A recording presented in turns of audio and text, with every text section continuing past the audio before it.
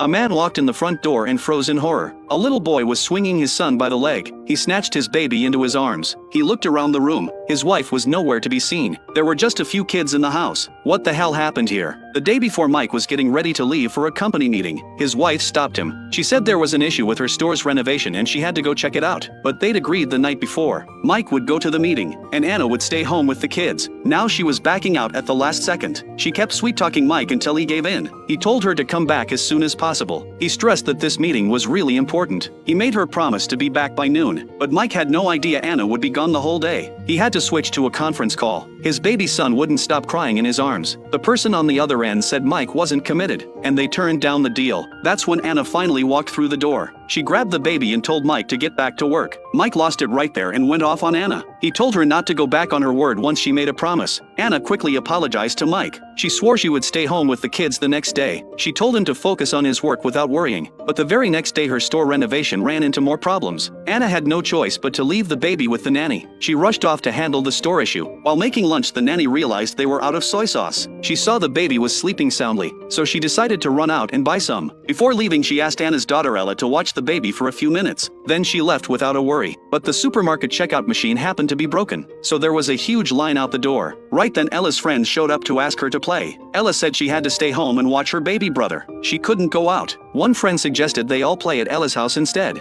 so Ella happily brought them inside. They had barely started playing when a friend mentioned her older brother was going to treat them all to some dessert. Ella felt disappointed because she had to stay behind with the baby. Another friend offered to stay and watch the baby for her. Ella still seemed hesitant, so they suggested playing rock, paper, scissors. Whoever lost would stay behind to babysit, and whoever won would bring back double dessert for the person who stayed. But none of them knew how to take care of a baby. Ella was worried. Her friends promised the ones who left would be back within 30 minutes. Ella thought 30 minutes was too long. They told her the convenience store was right at the front gate of the neighborhood. It probably wouldn't even take 10 minutes. Ella finally agreed. As it turned out, the loser was Jack. Jack wasn't the sharpest kid around. They left Jack at home to watch the baby, but Jack had never taken care of a kid before. Before long, the baby started crying nonstop. Jack had no idea what to do. He lifted the baby by his legs to check if he'd peed, and that's exactly when Mike walked in. Mike thought Jack was swinging his son around by the leg. He was absolutely furious. He yelled for Anna, but nobody answered. That's when Ella, her friends, and the nanny all rushed back. Mike chewed out the nanny right then and there. Then he stormed off with the baby in his arms and went to his room. But the nanny blamed Ella for not watching the baby properly. When Anna got the news, she came home immediately. Mike was barely holding back his anger. He pulled Anna outside, and he told her to just be a good housewife from now on, and to stop thinking about her job.